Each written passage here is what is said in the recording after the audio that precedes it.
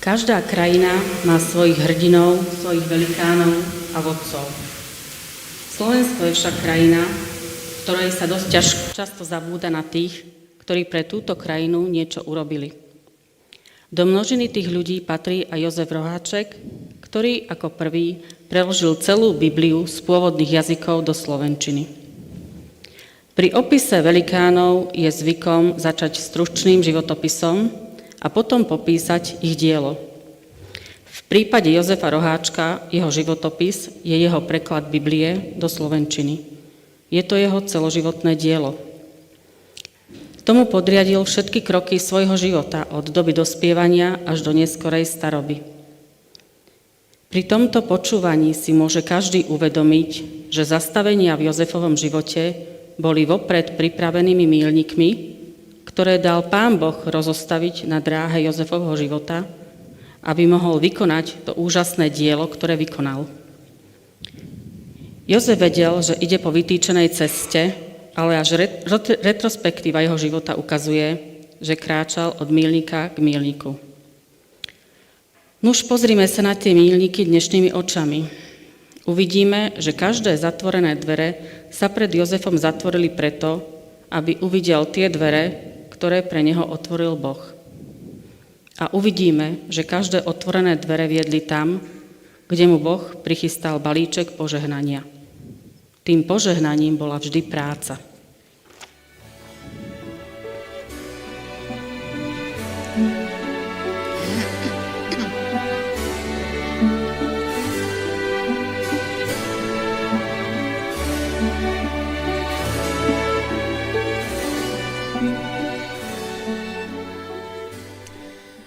Jožko Roháček sa narodil 6. februára 1877 na Kopaniciach Starej Turej. Keď mal 10 rokov, vzali si ho k sebe príbuzní Alušinovci, lebo Jozef mal ešte 5 súrodencov a rodičia boli chudobní. Pre Alušinovcov to bolo vyplnenie prázdnoty bezdetného manželstva, ale pre Jozefa to bol štartovací mostík, lebo ujo Martin bol podomový obchodník a Jozefa brával so sebou na vandry do okolia Viedne. Tam sa Jozef naučil veľmi dobre nemecky. To bolo tak. V 19. storočí boli obchody iba vo väčších mestách a ľudia z vidieka kupovali potrebné veci len na jarmokoch. No ale existovali aj podomoví obchodníci, volali ich hausíreri, ktorí rozvážali rozličný tovar na obrovských kárach od dedín do dediny.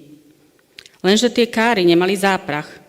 Ťahal, prípadne tlačil ich priamo hausírer.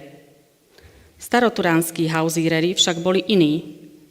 Oni plietli cez zimu košíky a na jar ich naložili do vlaku v Novom Meste, sami tiež nastúpili a hajde do Rakús. Ich cieľ bolo mesto tesne pri Viedni, Florisdorf, dnes je už súčasťou Viedne. Tu sa ubytovali a každý deň po Viedni rozvážali na káre náklad košíkov a z domu do domu košíky predávali. A tak aj Jožko Roháček pomáhal strýkovi Alušinovi ťahať káru po Viedni.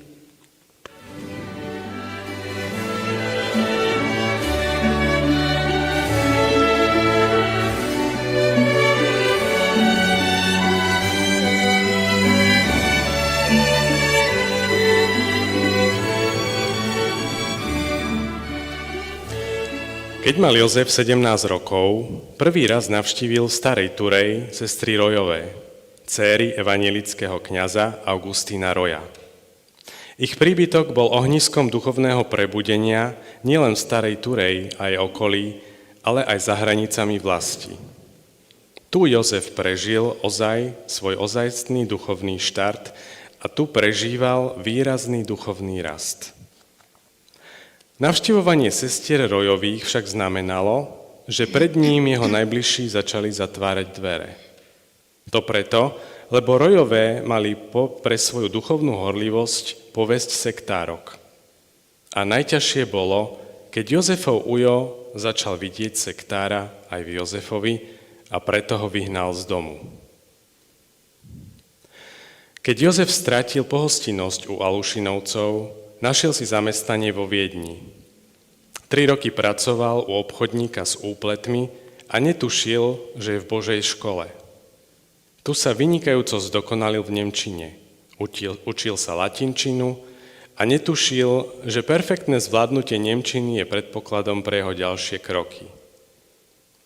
Na kresťanských zhromaždeniach u sestier Rojových bolo samozrejmosťou čítať si z Biblie. Ibaže používali český kralický preklad a Jožko sa pýtal, prečo nečítajú zo slovenského prekladu. Netušil, že slovenský preklad zatiaľ neexistuje. Keď sa to dozvedel, prehlásil, že keď to doteraz nikto nepreložil, on ten preklad urobí. Písal sa rok 1897. 20-ročný mladík sa rozhodol preložiť Bibliu do slovenčiny. Ale nikto sa mu nevysmial. Naopak, Kristína Rojová vzala jeho prehlásenie veľmi vážne a sprostredkovala mu cez českého kazateľa Cajnára štúdium v Nemecku v misijnom ústave v Neukirchene. Jozef od roku 1898 5 rokov študoval v misijnom ústave v Neukirchene a usilovne sa učil gréčtinu, hebrejčinu a základy aramejčiny. A pripravoval si k budúcej práci rôzne potrebné pomôcky. V roku 1904 mal Jozef štúdium za sebou a život pred sebou. Nastúpil ako misijný pracovník a evanjelista do Tisovca.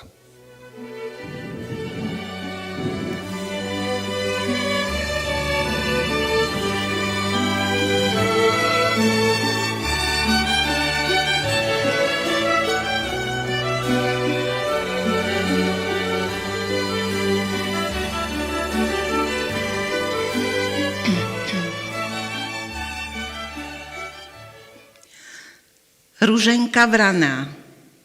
Príbytok sestier Rojových navštevovalo mnoho mladých ľudí, ktorí túžili čítať si slovo Božie, spoločne sa modliť a vdychovať atmosféru Božieho požehnania. A tu sa Jozef zoznámil s počerným dievčaťom Ruženkou. A tu sa Ruženka dozvedela od Kristíny Rojovej o misijnej škole v americkom Clevelande, ktorá bola určená pre prípravu žien na misijnú prácu. V zápätí odcestovala do Ameriky, tak ako množstvo Slovákov. V ruke malý kufrík, doma veľký dlh, bez znalosti angličtiny a bez jediného dolára na ubytovanie a stravu. No a bez Božieho vedenia by sa v tej veľkej krajine stala beztvárnou masou slovenských štatistov. A práve v Amerike Ruženka výrazne pocítila pomoc Božích poslov. To bolo takto. Začiatkom leta zavítala do Tisovca akási Američanka. Pôvodne prišla k príbuzným v Česku, ale tí ju odohnali so slovami, že si svoj diel majetku odniesla do Ameriky a tu už nič nemá, tak tu ani nemá čo hľadať. Akýmsi zázrakom sa zatúlala až do Tisovca a akýmsi zázrakom sa zoznámila s rodinou Vraných a tí ju ochotne prenocovali. Nocľažníčku aj nakrmili a keďže pútavo rozprávala o Amerike, tak ju počúvali zo 2-3 dní. A keď Ruženka spomenula, že by chcela ísť študovať do Ameriky, nocľažníčka sa ponúkla, že jej pomôže, ak Ruženkiny rodičia na oplátku poskytnú pre ňu cez leto stravu a bývanie. A že ak zoženú peniažťoky, že ona vybaví kúpu šífkarty na loď do Ameriky a v Amerike, že Ruženke pomôže nastúpiť štart k šťastiu. Nuž, tak nocľažníčka bývala po 3 mesiace u vraných. Ruženkiny rodičia predali lúku, aby mala Ruženka na šífkartu. Nocľažníčka potom odcestovala o týždeň skôr ako Ruženka a že sa stretnú v Hamburgu na lodi. Lenže stretnutie na lodi bolo kruté. Nocľažníčka na lodi s kamennou tvárou šplechla Ruženke do tváre, že kto chce v Amerike prežiť, musí sa vedieť postarať o seba sám.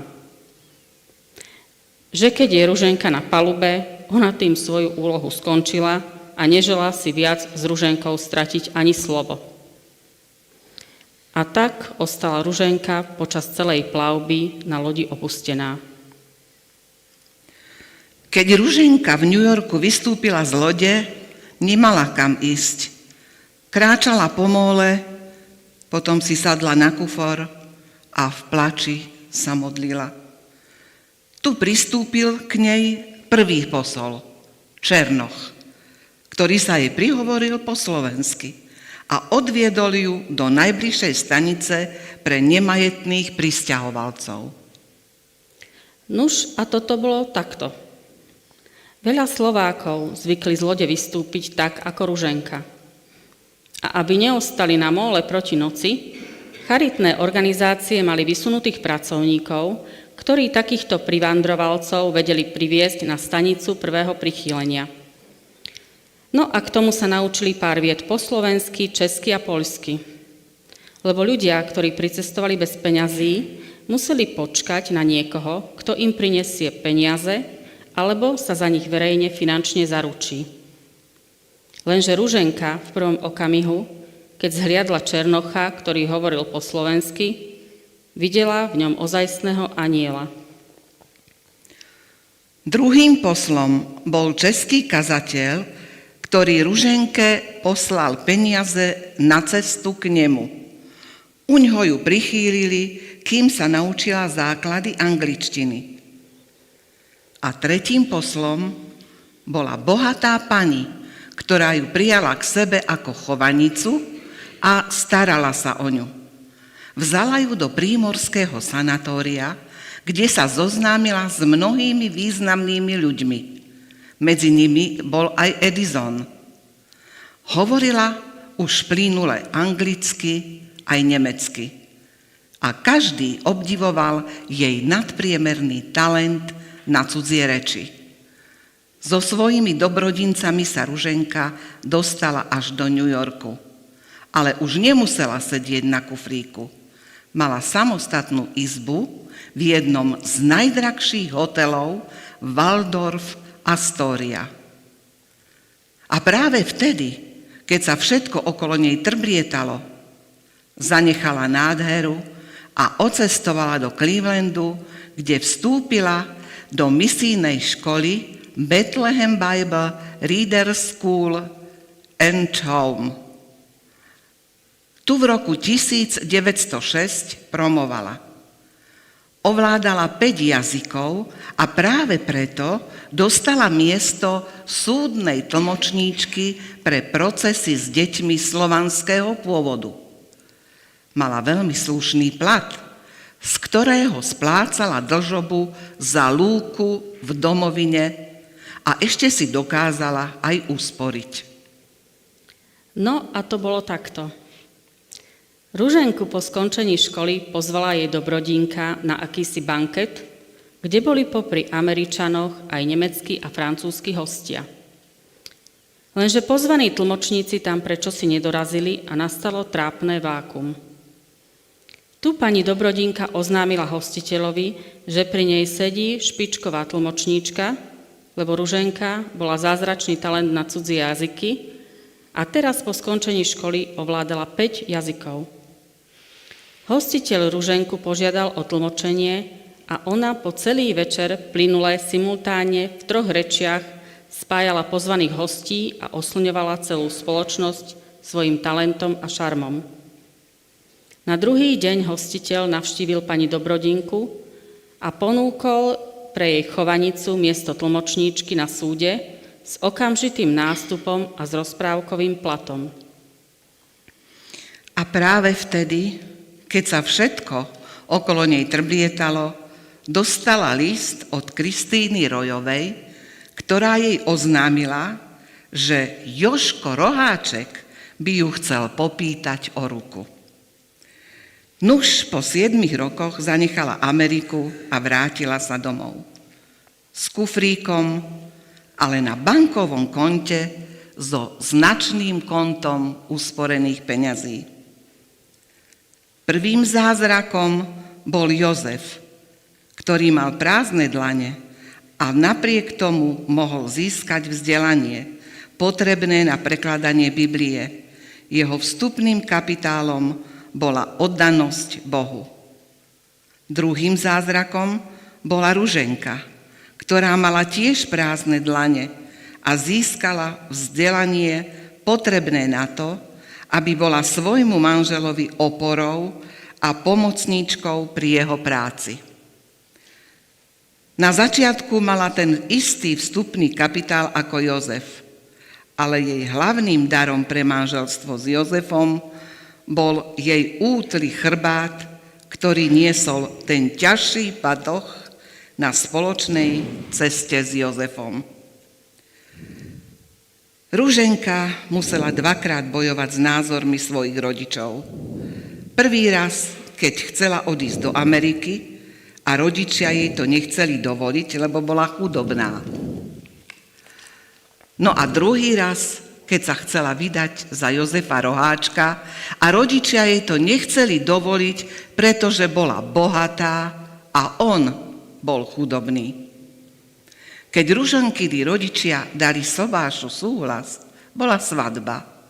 Písal sa rok 1906.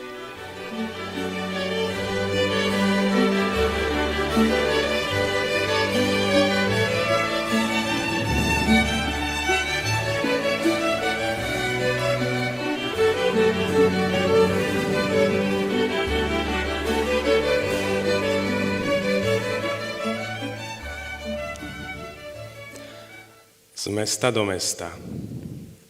Tisovec. Tu sa Jožko a Ruženka zosobášili. Vtedy Jozef pracoval v Tisovci ako evanjelista a Ruženka vedela, za koho sa vydáva. Nesľuboval istotu v hmotných veciach, ale sľuboval vždy sa spoliehať na pomoc všemohúceho Boha. Obaja predznačili svoju životnú dráhu prípravou na misijnú prácu.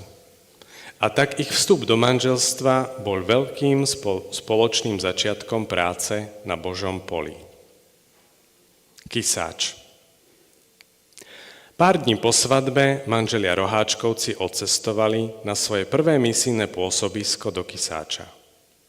Táto slovenská dedina v južnej časti regiónu Báčka na území Srbskej Vojvodiny sa stala pre Roháčkovcov domovom na niekoľko rokov. Prišli sem ako zanietení, dobrovoľní evanjelisti, bez nároku na plat a bez nádeje na akýkoľvek príjem. A vydržali v tomto postavení 5 rokov. Tu začali spoločne svoju evanjelizačnú činnosť a tu začal Roháček prekladať Bibliu do slovenčiny. Tu je zaujímavé, že samotnému prekladaniu predchádzala prípravná práca. Spočívala v tom, že Jozef porovnával rozdiely medzi textom londýnskej biblickej spoločnosti, nazývaným Textus Receptus a Nestlého textom. Tu mu bola neodmysliteľnou pomocníčkou jeho manželka, ktorá sa naučila za pár dní čítať gréčtinu. Čítala Textus Receptus a Jozef sledoval Nestlého text. Bolo to na sklonku roka 1906.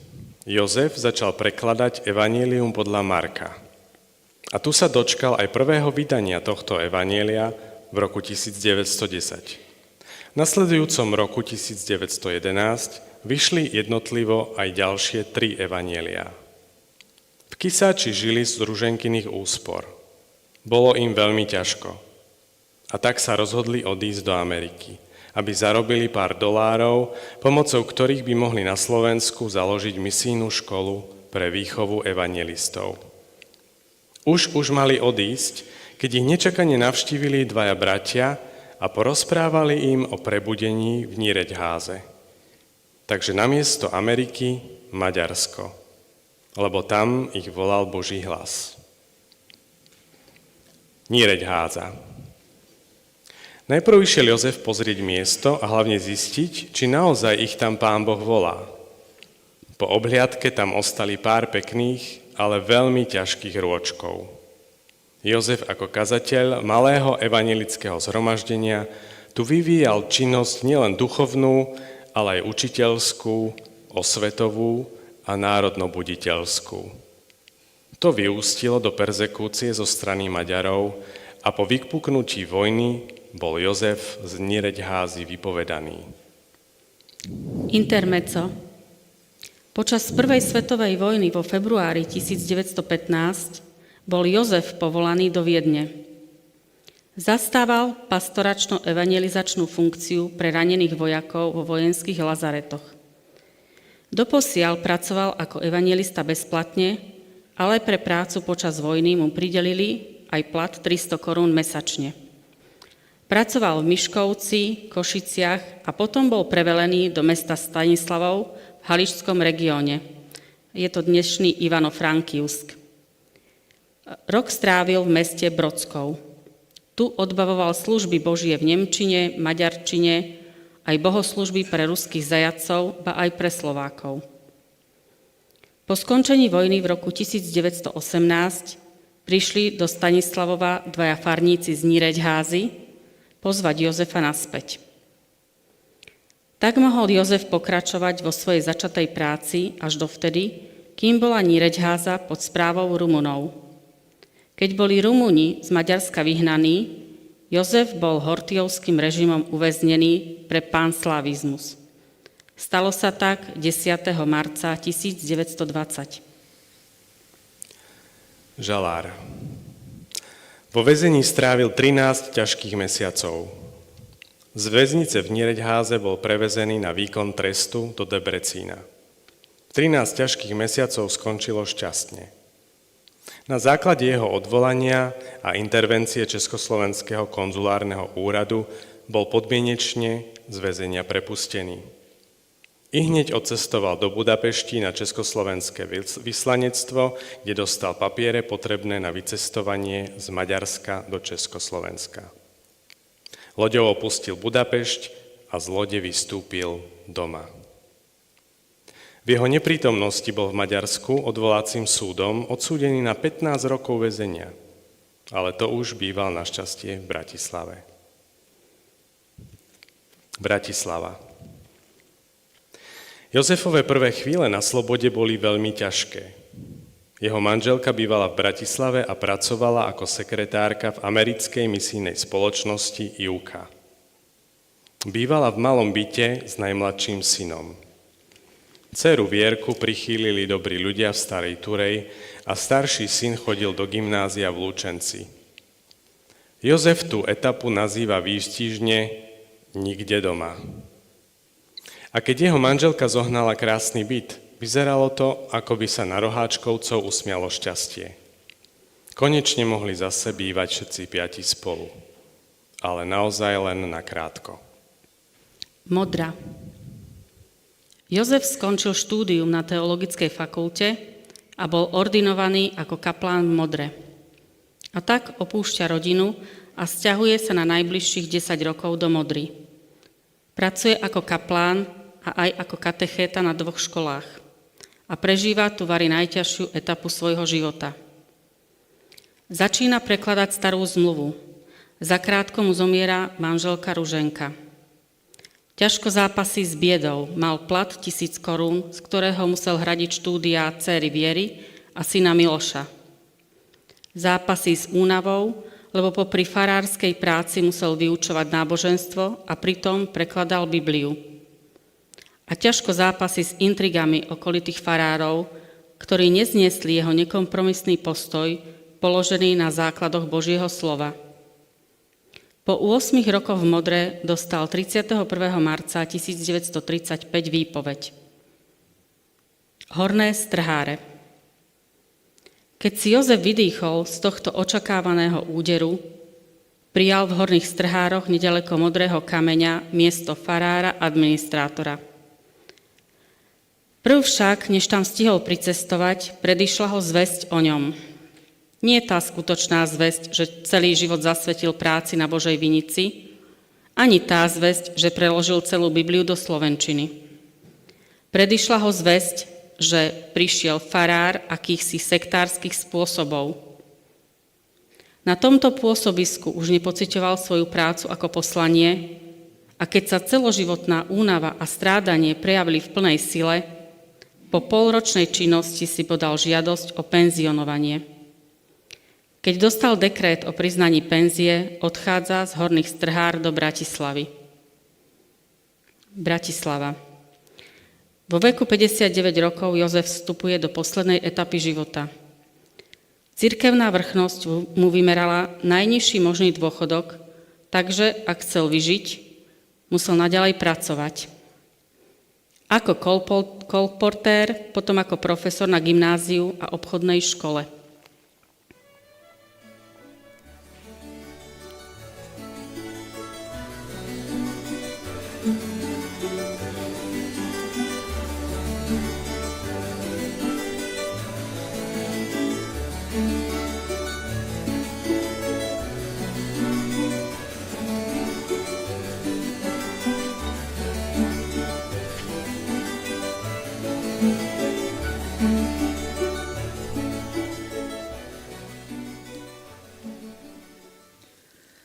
Ale vráťme sa do roku 1921, študijné humorsky. Po príchode z Maďarska do Bratislavy Jozef nezahálal. Napísal stručný návod k naučeniu sa notám a spevu. Vydal preklad knihy Cesta kresťana od Johna Baniana a do tlače odovzdal preklad celej Novej zmluvy. Ibaže pritom bol stále ten istý scenár. Kde zohnať pár korún na živobytie? Lebo celá ťarcha bola na pleciach jeho nemocnej manželky. A tu sa treba zamyslieť nad tragédiou nášho národa, ktorú reprezentuje obraz Jozefa Roháčka. 5 rokov študoval v Neukirchene a získal vedomosti na preklad Biblie. 6 rokov pracoval neúnavne v Kisáči ako misionár. 5 rokov počas vojny ako vojenský kaplán kázal Božie slovo v nemeckej evanjelickej cirkvi a vysluhoval bohoslúžby. 5 rokov viedol duchovne prebudený zbor v Nireďháze. A keď prišiel domov na Slovensko, duchovenstvo v jeho cirkvi mu nemohlo prideliť žiadnu prácu, lebo nemal potrebné vzdelanie.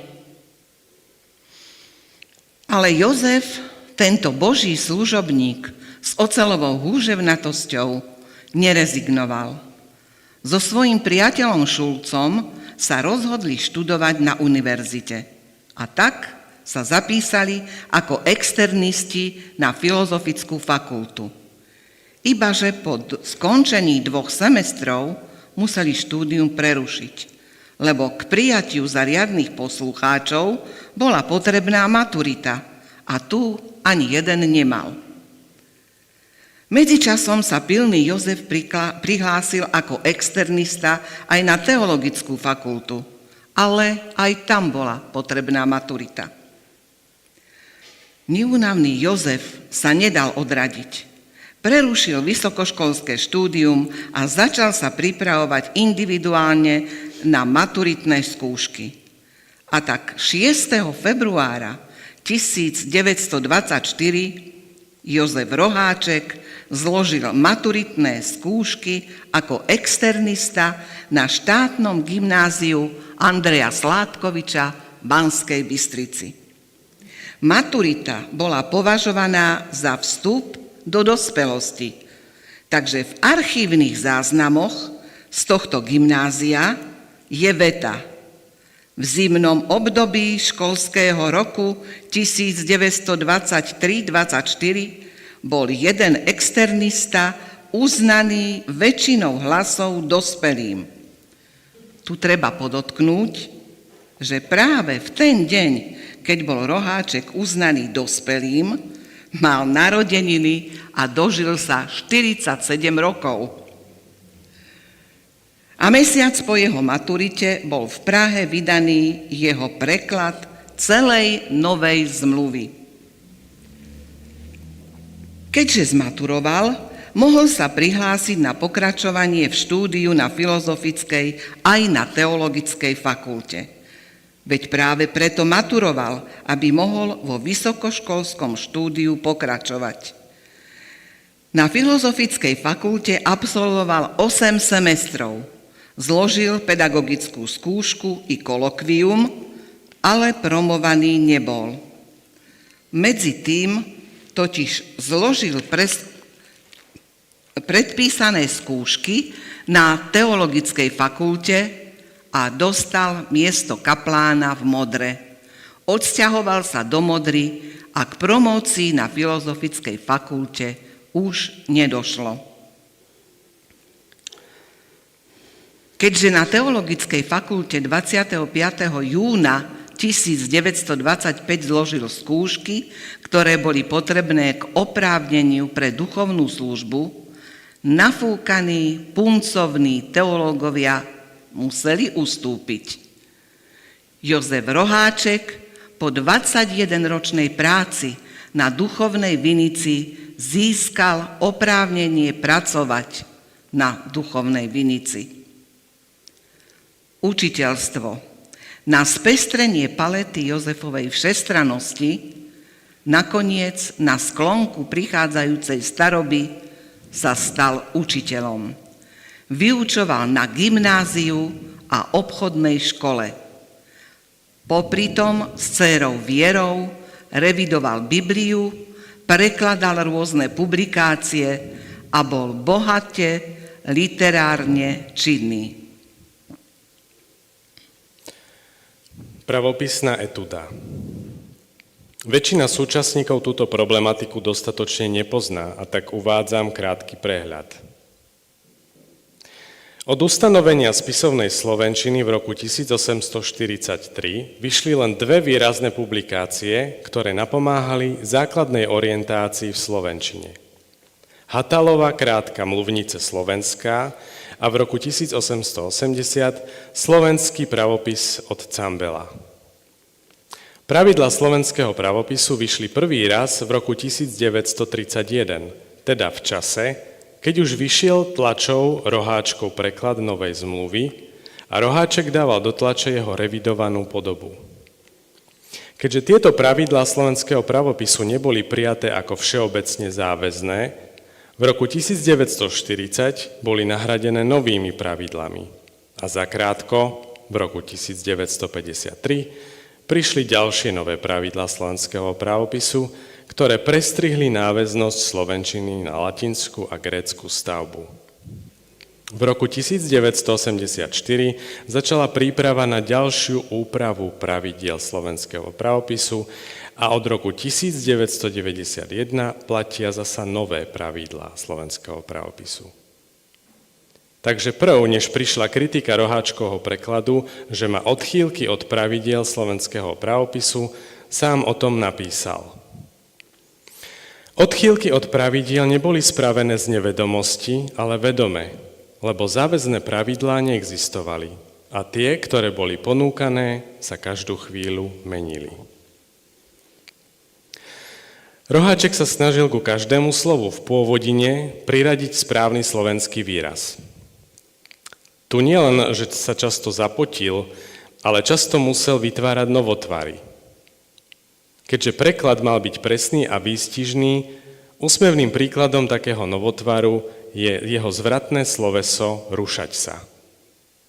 Roháček chcel tým vystihnúť putovanie ľudí v kočovnom systéme. Slovo rušeň je výborným slovenským pomenovaním prvého v sústave vagónov na koľajniciach. Keď je rušeň v stave pokoja a vagóny sú v tomto stave. Keď rušeň zruší svoj stav pokoja, a dáva sa do pohybu, všetky vagóny zmenia svoj stav pokoja za stav pohybu a nasledujú rušeň v jeho dráhe. Tento obraz ukazuje putovanie Izraela po púšti. Keď oblak alebo v noci ohnivý stĺp stál, aj izraelský ľud stál. Keď sa oblak pohol, pohli sa za ním všetci.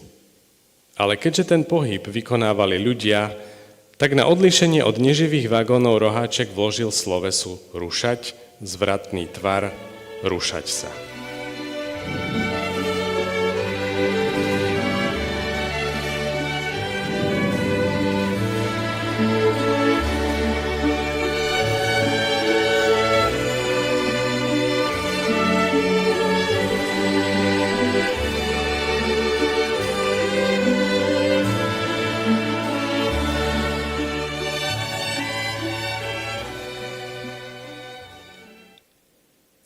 Štiplavé čili papričky.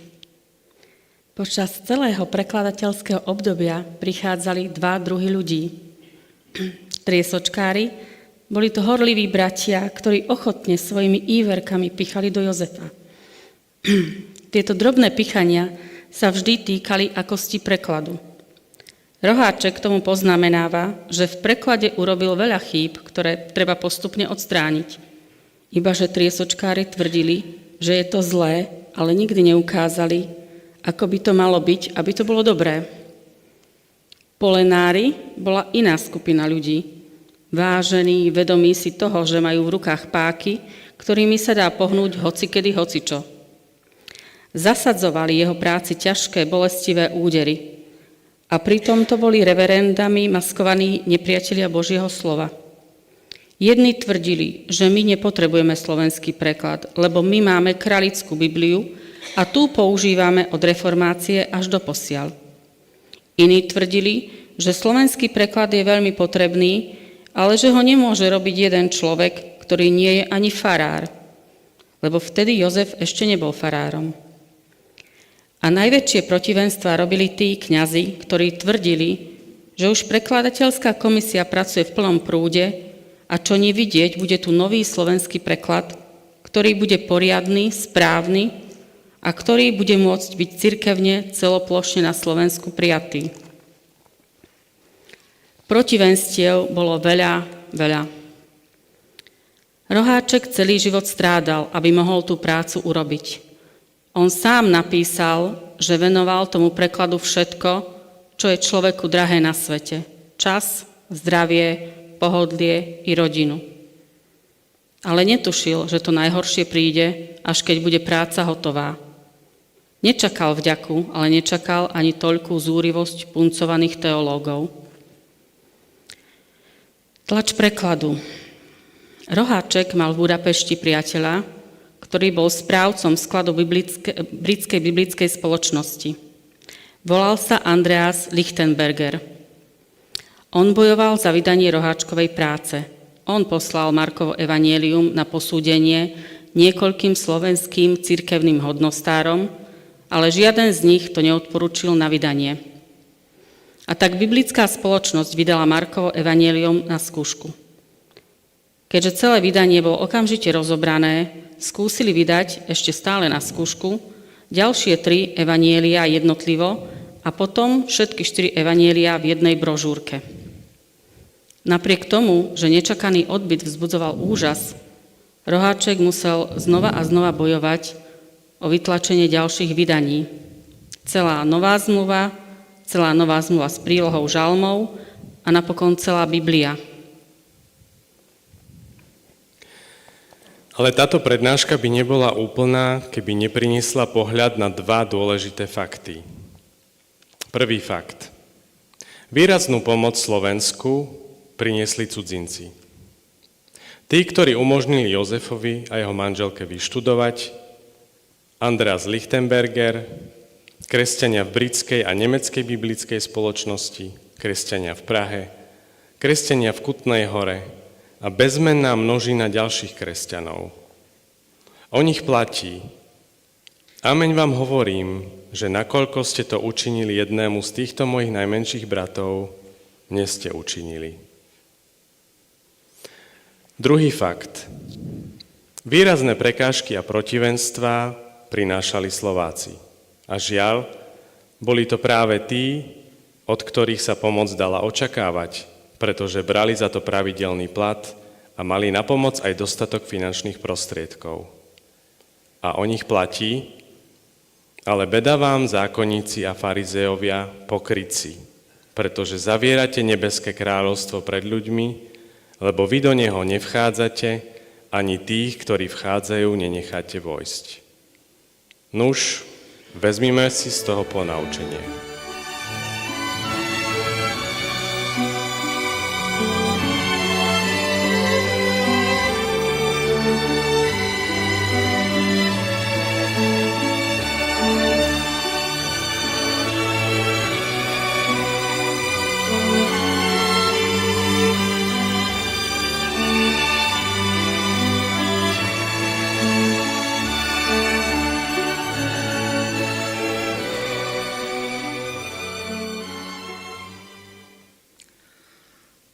Odkaz pre nás. Desiatky Slovákov sa pokúsilo preložiť Bibliu. Po väčšine skončili vyčerpaní po jednom, dvoch evanjeliách. Sem tam aj žalmy. Cez Jozefa Roháčka sa nám dostala milosť Božia, preložená celá Biblia. O tom hovoria fakty. Ak nepočítame samostatne vydané evanjeliá, tak do roku 2002 vyšlo viac ako 280 000 výtlačkov Roháčkovho prekladu. V tej cifre nie je zahrnutá časť ilegálne dovezených Biblií z Holandska a Švajčiarska počas komunistickej doby temna. A od roku 2010 Slovenská biblická spoločnosť vydala ďalších 18 500 výtlačkov. A tak Roháčkov preklad Biblie je v súčasnosti počtom vydaných výtlačkov najrozšírenejšou slovensky písanou knihou na Slovensku. V súčasnej dobe je na Slovensku používaných až 7 rôznych prekladov Biblie, ale Roháčkov preklad je doposiaľ stále najpresnejším prekladom.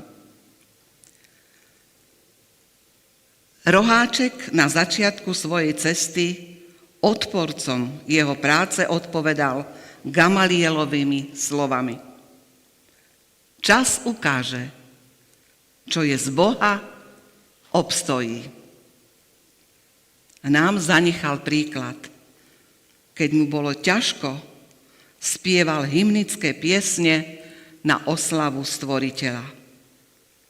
A jednou z jeho najobľúbenejších piesní bola pieseň Veľký si Bože, ktorú vám teraz zaspievame.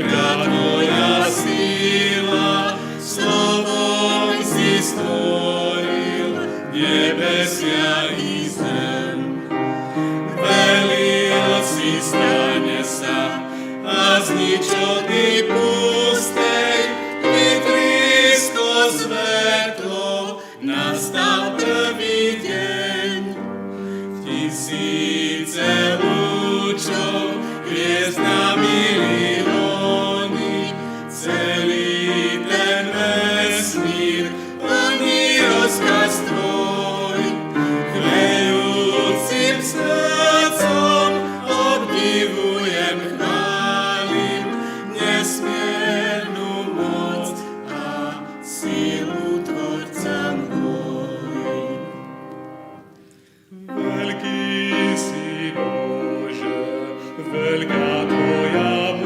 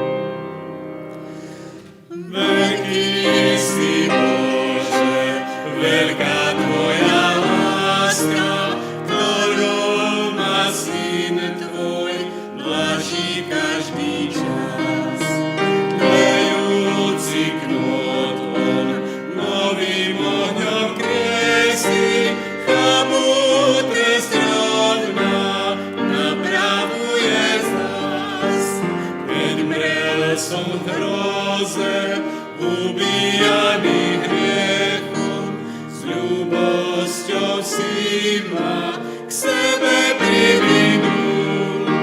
S vďakou a chválou na kolenách žehnám otcovskú lásku, v nej som spočinul.